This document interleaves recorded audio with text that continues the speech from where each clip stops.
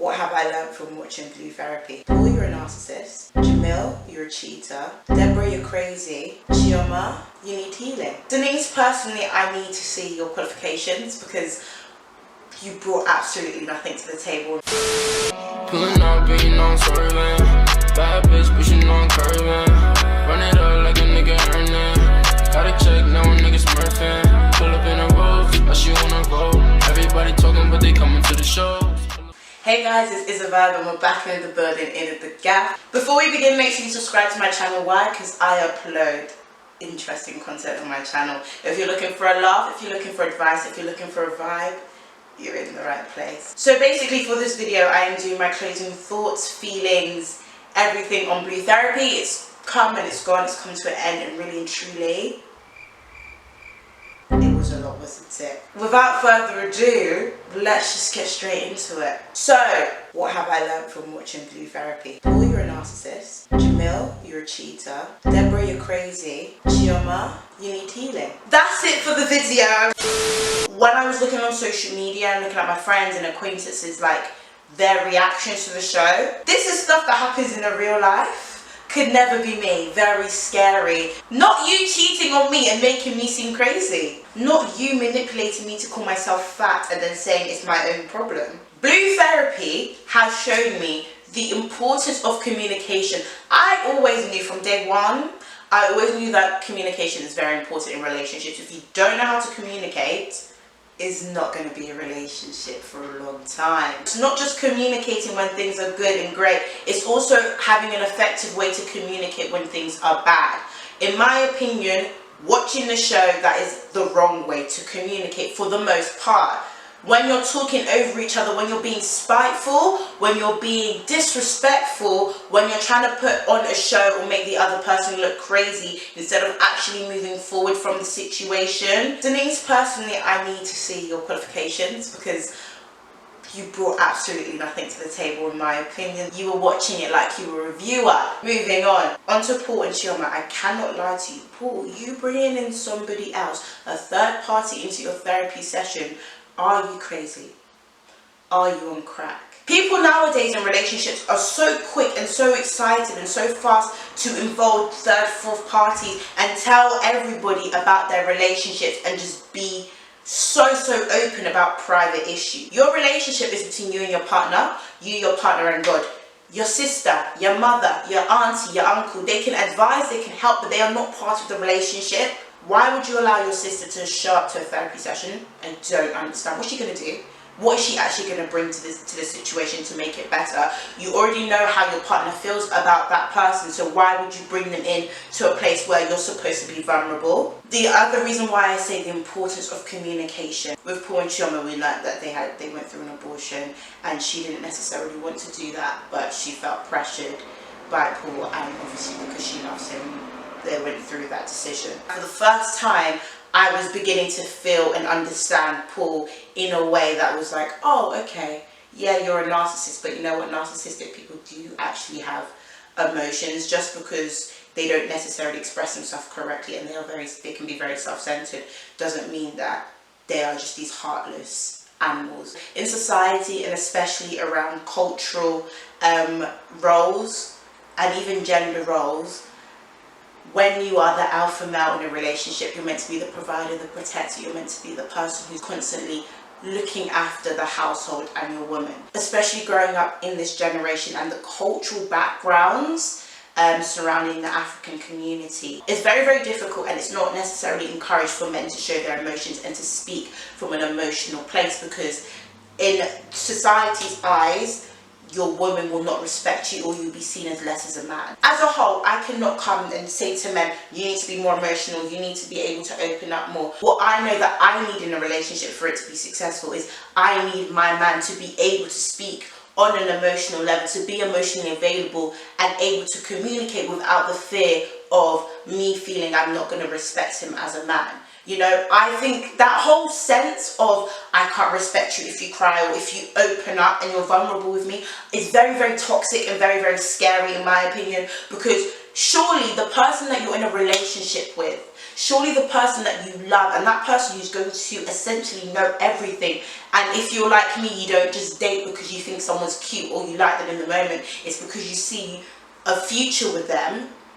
That person should not feel like them becoming vulnerable or opening up about something that is actually very deep and hurtful, that you're now going to find them less of a man, or you're going to see that, you're going to think that you can disrespect them. If your woman does that, that woman is not meant for you. And if that's how you think, ladies and gentlemen, you can go and find yourself a man who is emotionless and see how far that relationship goes. Because if he's emotionless and he doesn't have any emotions when it comes to opening up and being vulnerable about negative things, there is no way he's going to be emotional and expressive when it comes to showing love and gratitude towards you. It works both ways. So if that's the kind of man that you want, that is 100% fine. Because of the stigma of men being emotional, and that is how men have grown up, it is important that you show him that he can be emotional with you, that he can be vulnerable with you, and that it's not coming from a place of judgment or coming from a place of disrespect where he would ever feel like you would disrespect him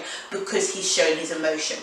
You can't now expect your partners and these men to be super expressive without holding back, when for generations and generations men have been conditioned and have been told that you should not show any emotion. And you need to know what it is that you desire from a man and what you will accept and what you will not accept in a relationship. Jamel, when he cheated and he told her, first of all, if you do something wrong, own it with your chest and say what it is. Don't now come and say, baby, you know I love you, everything you do is amazing. Because for the past 5 episodes, have you not been getting onto me about how I'm annoying, how I'm this, how I'm that, and now all of a sudden I'm your piece? Make it make sense. Not you trusting your man to be working with your ex, for them to be doing things in the car. I don't know whether it's a generational thing. Please comment down below what you think.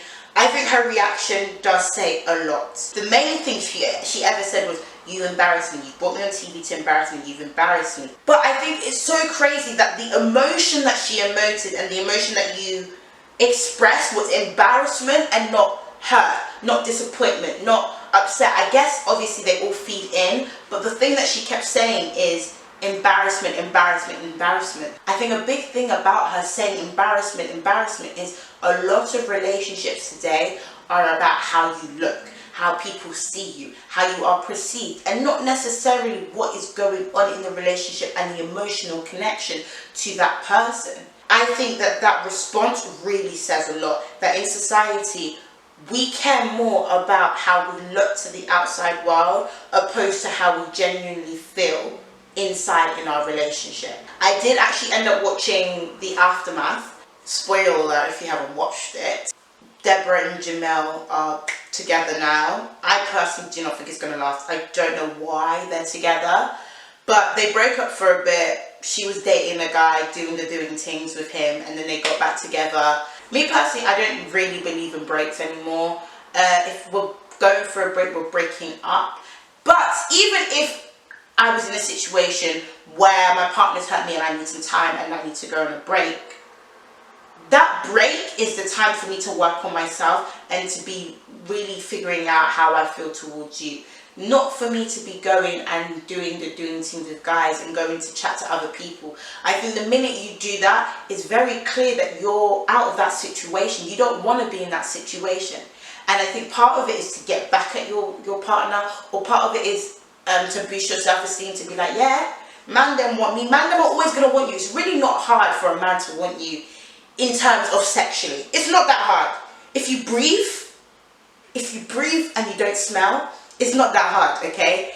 I don't think that is conducive to moving forward with your partner, for you to be involved with other men or entertaining other men if you know for a fact that you're taking time away from this partner and you're going to rejoin. I do not think that's conducive at all. However, the partner who has done the wrong, you cannot now come and open your mouth and tell me, oh, you're moving like a harlot, or you're doing this, you're moving back. You have no leg to stand on, okay? Denise said something that really, I can't lie to you, I did not like. The thing is, we're all humans, and if we were robots, you could program a robot to not make a mistake. And because we're human, it's natural that bad choices could be made.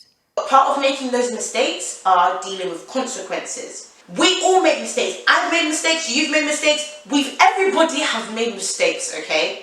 But the reason you learn from those mistakes is because you have consequences, okay? Nobody's saying you cannot mess up. Nobody's saying you cannot make mistakes in life, but there will be consequences for your actions. So don't now undermine the fact that you have done something wrong by saying the fact that I'm human. I don't like this whole thing of, yeah, we're humans, we make mistakes. Okay, you've made a mistake. Own the fact that you've made a mistake and deal with your consequence, okay? So the fact that you've done that to me, now I'm going to remove myself from the situation. Do I think she should have been dating and talking to other people? Personally, no.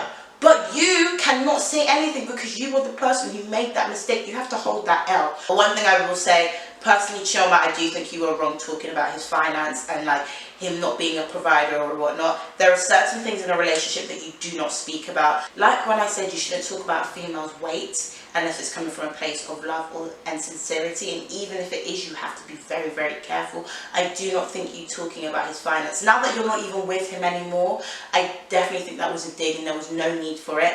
There are certain things that you do not talk about in your relationship or when you get out of a relationship, out of respect for that person and out of respect of you as a person. You would want somebody to honor those moments that you've had together. So you now saying to the world that this person who's meant to be the provider and blah, blah, blah is not a provider.